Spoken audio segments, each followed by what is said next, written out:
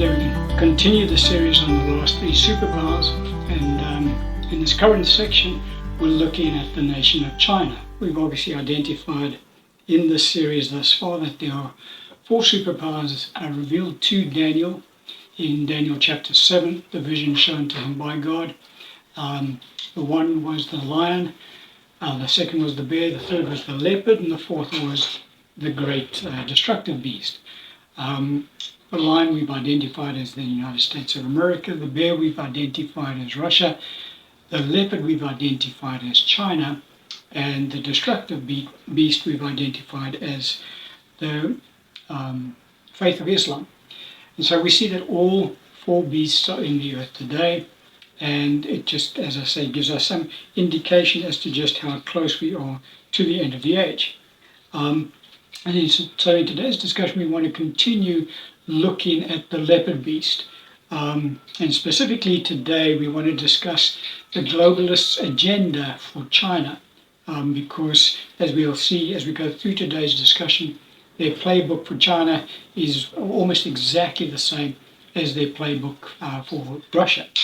And so the passage of scripture that we'll open up with our text today is Daniel chapter 7, verse 2 to 12. Scripture says, Daniel spoke, saying, I saw in my vision by night, and behold, the four winds of heaven were stirring up the great sea, and four great beasts came up from the sea, each different from the other. Verse 6. After this I looked, and there was another, like a leopard, which had on its back four wings of a bird. The beast also had four heads, and dominion was given to it. So in the series thus far, we've identified what the four heads signify. We've also discussed the four wings on the back of this beast, what they signify. And so we're wanting to begin looking at what does it mean when the scripture says that dominion was given to this particular beast. And so just very simply, what it means is that going forward, not at this present time, but going forward, China will transition from being a single nation state to a nation state which exercises dominion over surrounding nation states that are in reasonable close proximity to China. In other words, dominion will be given to this particular empire or nation, or however you want to term it. And so we need to understand, well, how's it possible? How's it going to happen? In order for us to understand that process as to how it will happen, we need to have a look at the globalists' agenda for China, because I think we've already mentioned thus far that China has no aspirations to become a nation state that controls other nations. Its desire is to just trade with other nations and develop its own economic strength for its citizens, etc., etc. But it has no ambition to conquer other nations. Nevertheless, going forward, that's exactly what will transpire. So how is that going to happen? Why will that happen? Well, we need to, as I say, have a look then at the globalist agenda for China in order to understand how this will come about. And as I've already mentioned, the globalist strategy for China, their playbook is identical to their playbook that they are employing against the Russian Federation as well. Don't forget, we've said in the series that the globalists, in order to attain to their one world government, they have to bring the three superpowers into subjection: the USA, Russia, and China. We said that they've already brought the USA into subjection and are using the USA as the instrument in bringing the other two superpowers into subjection, i.e. the Russian Federation and China. And those two are currently standing up against the globalist agenda, which is why we're seeing so much conflict and distress in the earth currently, because we're talking about superpowers who are striving for dominance over each other. So the first strategy that the globalists have employed in attempting to bring China under control, under subjection, is they've also gone down the road of using color revolutions in that nation, We discussed already that the globalists have attempted two color revolutions in Russia in order to bring about regime change. The whole purpose, we've said, of a color revolution is to bring about a regime change and replace the current government with one who is subservient to the globalist cause. And so to that effect, the globalists have applied exactly the same methods to China, and their first major attempt at a regime change took place back in 1989. The attempted color revolution that took place at that time became known as the Tiananmen Square Massacre. And all the usual suspects were involved in that particular attempted color revolution. George Soros and his organization, the Open Society Institute, the CIA was involved in that attempted color revolution. Waiting in the wings, the puppet government that the globalists had set up to take over once they were able to cause the fall of the Chinese Communist Party. Their puppet government was headed up by a person by the name of Zhao Ziyang. He was the premier of China at the time and the general secretary of the Communist Party. Fortunately for China, Chinese government recognized the incident for what it was. They put a stop to the protests. It didn't spread. And they then expelled all of those NGO organizations that were being utilized by the globalists in order to foment protest within China at the time in their attempt to overthrow the government. Zhao Ziyang was purged from the Communist Party and he was placed under house arrest for the rest of his life. So that was the first attempt, and that took place in 1989. The second attempt at a color revolution in China took place in 1997.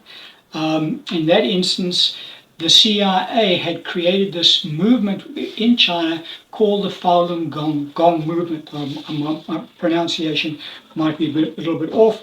The leader of that particular movement actually lives in the USA. And so they attempted a color revolution in China through this particular movement at that time. The Chinese government recognized it for what it was, and they therefore banned the Falun Gong movement within China, and so nothing came about from that attempt. And then the final attempt that has been made at a color revolution in China has occurred between the years 2014 and 2018, and it took place in the island city of Hong Kong. Just some background on Hong Kong is that Hong Kong had been a British colony from 1841, but in 1997 it was handed back to China.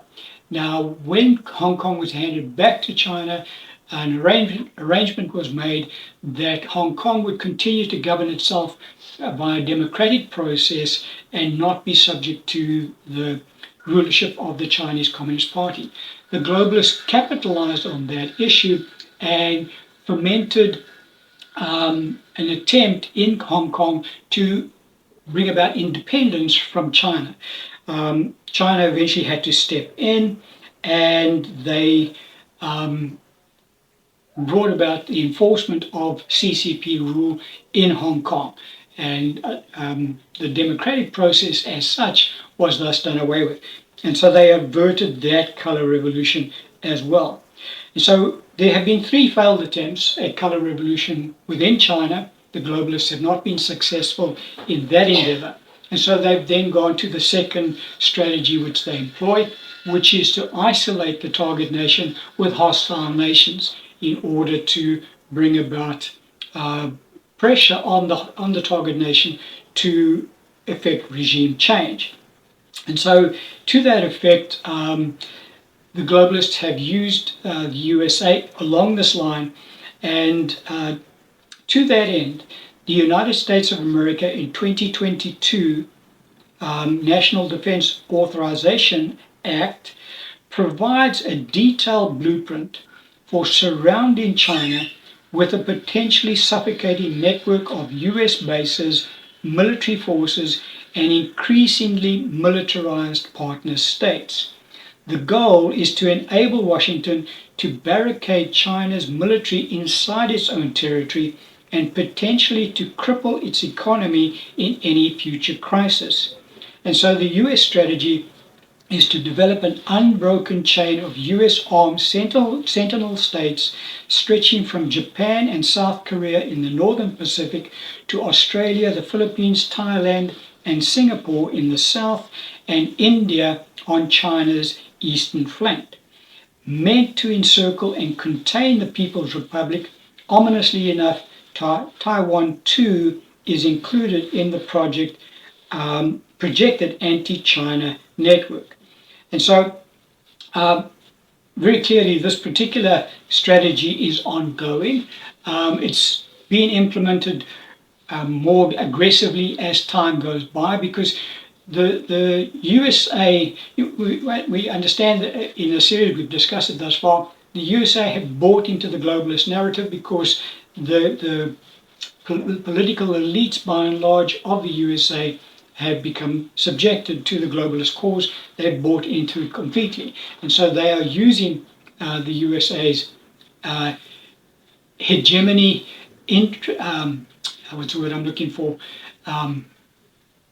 ambition to rule the world.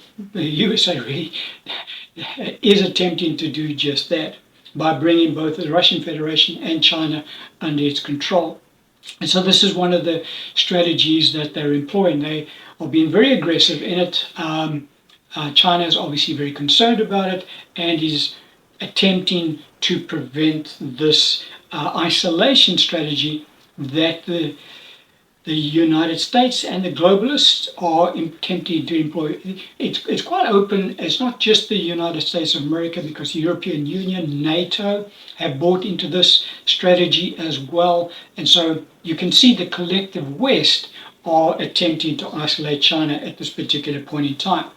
Now, we mentioned Taiwan in this whole isolation strategy.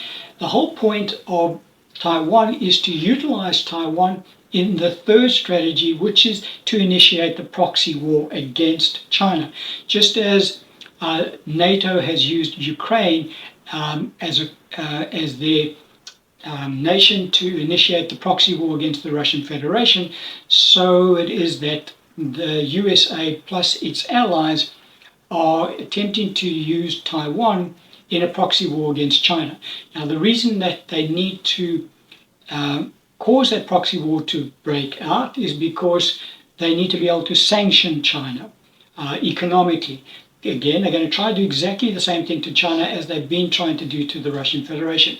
Apply dramatic sanctions against China, thus weakening it economically in the attempt to affect regime change. All of this is designed to bring about regime change within the nation of China, a government that would then be subservient to the globalist cause. So how does Taiwan fit into this? Well, in 1949, when the civil war ended in China between the nationalists and the communists, the nationalists escaped to the island of Formosa, Taiwan, and they set up their own government there. China has always maintained that Taiwan, which has always been like that in the past, is a province of China. They do not recognize Taiwan as an independent state. And in fact, the United Nations does not recognize Taiwan as an independent state. Now, what transpired with the United States is that up until 1979, the USA recognized Taiwan as being the legitimate Chinese government and did not recognize the Chinese Communist Party, which was governing the mainland of China. In 1979, during Nixon's era and Henry Kissinger's era, the USA did a complete about turn and recognized the Chinese Communist Party as being the legitimate government of China and cut off diplomatic ties with the Taiwanese government. And so what the USA did was they acknowledged China's one China policy, which states that Taiwan is a province of China and it should fall under the Chinese government rule. However, what has been happening of late is that the USA is starting to make an about turn once again with regards to Taiwan, in that they say one thing, they do another. So they say they still recognize China, the Chinese Communist Party, as being the ruling party for all of China, including Taiwan. They recognize the one China policy in that Taiwan is a province of China. Nevertheless, what the USA have been doing is they have been arming Taiwan military. They have been encouraging Taiwan to go down a road of seeking independence, which is completely contrary to the United Nations stance, China's stance, and in fact the US policy stance. But the USA has recognized that Taiwan is the flashpoint that they need in order to initiate their proxy war against China. Because China has said if Taiwan decides to go and declare independence, China will forcefully bring Taiwan under its rulership. And so the USA is encouraging Taiwan to go down that road, while at the same time they're saying we agree that there should only be one China, Taiwan is not independent. And so the USA are playing both sides of the fence at this point in time. But they really are putting pressure on Taiwan to declare independence. The point that would then occur is that the USA would recognize Taiwan's independence, the USA's allies would recognize Taiwan's independence, China would be forced to invade Taiwan, the proxy war would break out, and their thinking is, the globalists' thinking is, that with the proxy war in place and the sanctions in place, they can thus weaken China both economically and militarily, thus effecting a regime change. So it's exactly, as you can see, the exact same playbook being played against the Russian Federation, they're attempting to employ against China.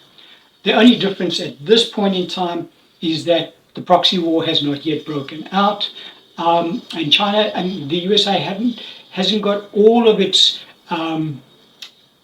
ducks in a row with regards to isolating China at this point in time, but they're very far down the road in bringing that about.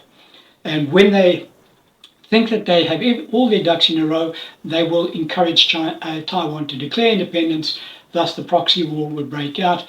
And that's where we will then touch on China being given dominion, as we saw in the passage of scripture. But we're not there yet. We're headed in that direction. But again, we needed to just understand the background as to what's taking place currently, what has been taking place up until now, what still needs to take place in order for that particular portion of scripture to be fulfilled, in that dominion is given to the leopard beast. And we'll touch on that going forward in the next couple of sessions, but we're going to end the teaching on that point today. Amen.